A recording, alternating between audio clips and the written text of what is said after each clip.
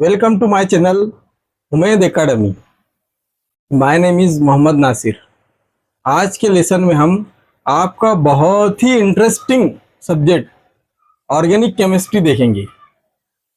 आप तमाम की बहुत सारी रिक्वेस्ट आ रही थी कि सर ऑर्गेनिक केमिस्ट्री पढ़ाइए। अभी तक के हमने जितने भी चैप्टर देखे उनका ताल्लुक फिजिकल केमिस्ट्री और इनऑर्गेनिक केमिस्ट्री से था, लेकिन अब यहाँ से जितने भी चैप्टर है तो उनका जो ताल्लुक है तो वो ऑर्गेनिक केमिस्ट्री से है। ऑर्गेनिक केमिस्ट्री की खास बात यह है कि इसमें रिएक्शन ही रिएक्शन है। अभी तक हमने न्यूमेरिकल प्रॉब्लम, थ्योरी ये सब देखे, लेकिन अब हम इसमें रिएक्शन पे रिएक्शन ही देखेंगे। और रिएक्शन की खास बात यह है कि रिएक्शन आपको याद नहीं करना पड़ता।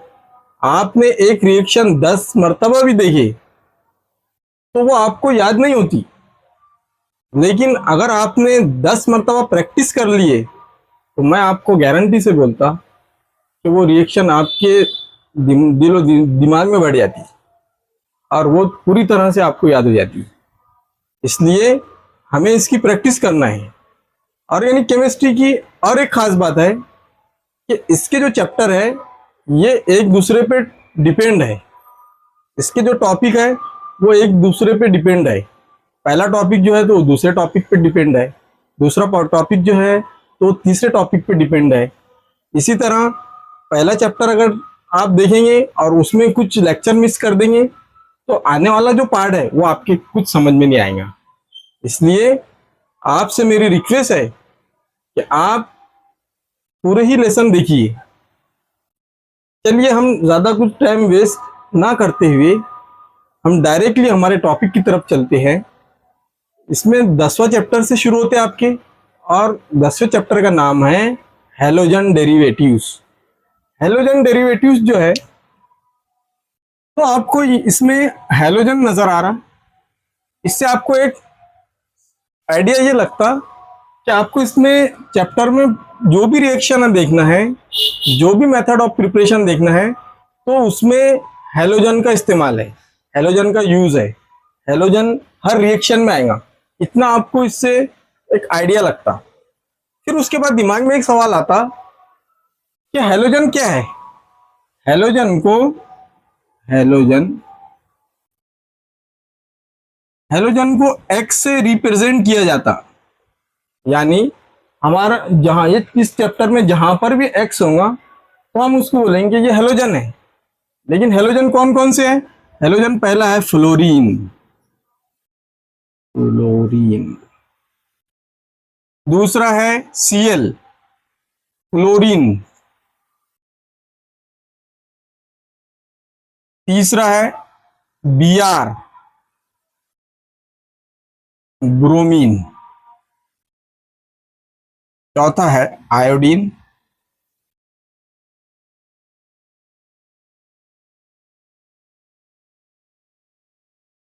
ठीक है।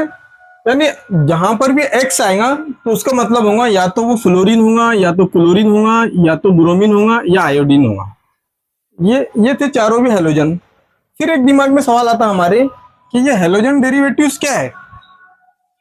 तो मैं आपको जस्ट एक सिंपली बेसिक सा आइडिया देता। अभी हम रिएक्शन वगैरह कुछ शुरू नहीं कर रहे, मैं सिर्फ आपको बेसिक सा एक आइडिया देता कि जब हाइड्रोकार्बन से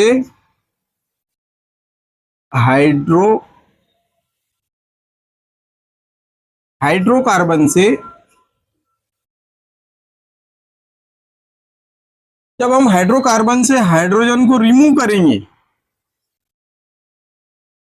जब हाइड्रोकार्बन से हम हाइड्रोजन को रिमूव करेंगे और एट ए टाइम हैलोजन को ऐड करेंगे, हाइड्रोजन को रिमूव करे और हैलोजन को ऐड करे, तो जो प्रोडक्ट हमारे पास हासिल होगा तो वो हैलोजन डेरिवेटिव्स कहलाएगा।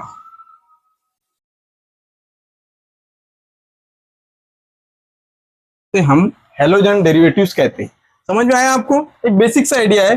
हाइड्रोकार्बन से हाइड्रोजन को रिमूव किया गया और हैलोजन को ऐड किया गया तो जो कंपाउंड हमारे पास तैयार हुआ वो हैलोजन डेरिवेटिव्स तैयार हुआ। ये ये थे ये थी इसकी डेफिनेशन, या यूं समझ लो इंट्रोडक्शन के तौर पे। चलिए फिर आपको एक और सवाल आता है आपके दिमाग में कि ये हाइड्रोकार्बन क्या होते हैं। हाइड्रोकार्बन हमने इसके पहले 11 क्लास में भी पढ़े, 9 क्लास में भी पढ़े, लेकिन आपने वो मेरे वो लेक्चर नहीं देखे होंगे, तो हम थोड़ा सा उसको रिपीट कर लेते। हाइड्रोकार्बन को हाइड्रोकार्बन पे गौर किया तो मुझे उसमें 4 वैरायटी नजर आई। Number 1 carbon single bond carbon, दूसरी कार्बन डबल बॉन्ड कार्बन, तीसरी कार्बन ट्रिपल बॉन्ड कार्बन, और चौथा जो है वो है आपका एरोमेटिक कंपाउंड।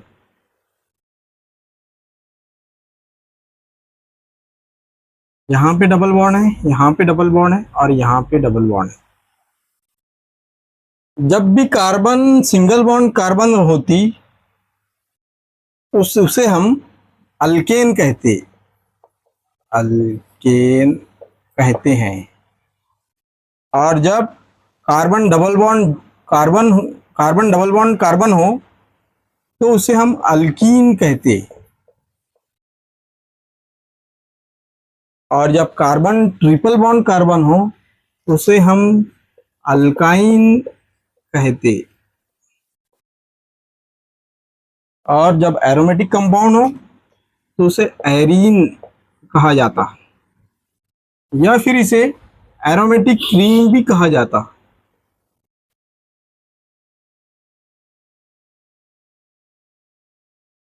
ठीक है, अब देखिए कार्बन की जो वैलेंसी है वो है 4। इसका मतलब ये है कि कार्बन के आसपास 4 ही बॉन्ड होंगी। ठीक है, ये वैलेंसी याद रखो आप इसकी कार्बन की, इसकी वैलेंसी 4 है तो इसके आसपास जो है तो 4 ही बॉन्ड होंगी। जब हम इसे देखते अल्केन को तो एक बॉन्ड कार्बन और कार्बन के जरिए बनाई जाती, इसी तरह एक बॉन्ड हाइड्रोजन के जरिए, फिर हाइड्रोजन के जरिए, फिर हाइड्रोजन के जरिए। तो हम इसको देखेंगे तो इसकी वैलेंसी पूरी हो गई। अब जब इस कार्बन को देखें तो एक तो ऑलरेडी इसकी वैलेंसी इसके जरिए पूरी हो रही, एक हाइड्रोजन के जरिए, फिर एक यहाँ हाइड्रोजन के जरिए, फिर एक यहाँ हाइड्रोजन के जरिए। इस तरह से इस कार्बन की भी वैलेंसी पूरी हुई। अब जब हम अल्कीन को देखते तो अल्कीन के अंदर कार्बन डबल बॉन्ड कार्बन होती।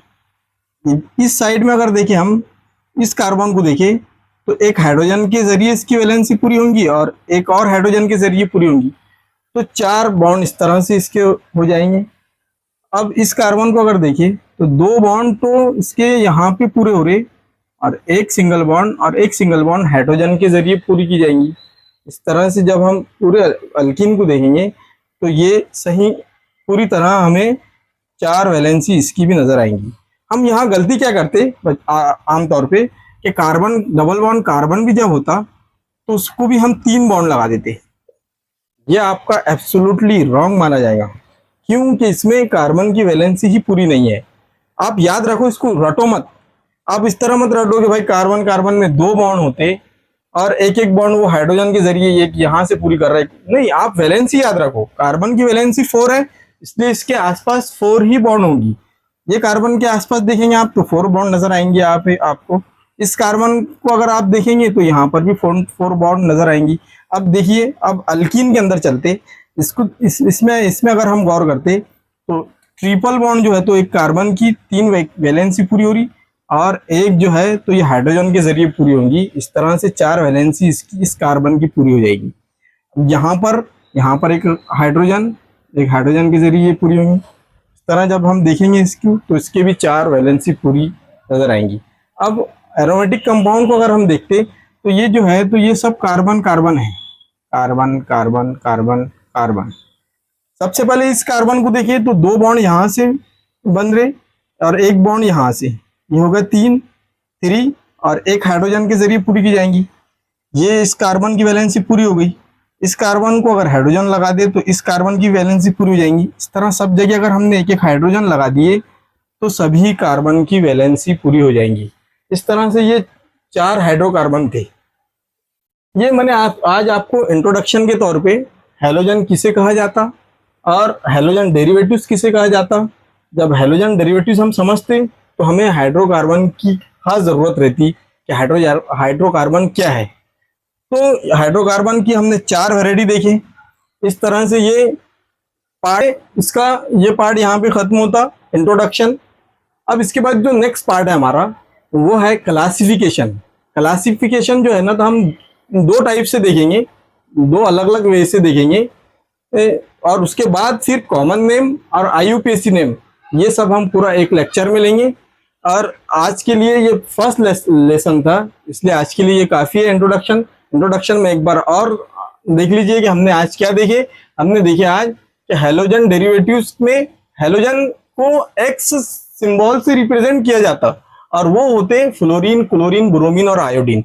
उसके बाद हमने देखे कि भाई हैलोजन डेरिवेटिव्स किसे कहा जाता। तो हैलोजन डेरिवेटिव जो है, तो जब हाइड्रोकार्बन से एक हाइड्रोजन को रिमूव किया जाता और उसमें उतना ही हैलोजन ऐड किया जाता तो जो कंपाउंड हमें तैयार होगा वो हैलोजन डेरिवेटिव्स कहलाता। फिर आपको ये सवाल आता कि भाई हाइड्रोकार्बन किसे कहते। तो हाइड्रोकार्बन की 4 वैरायटी हमने देखे। अब इसके बाद जो नेक्स्ट लेसन रहेगा हमारा वो क्लासिफिकेशन रहेगा। मेरी आपसे गुजारिश है कि आपको अगर से ये मेरा लेसन पसंद आए तो आप इसे लाइक कीजिए और शेयर कीजिए। Thank you very much.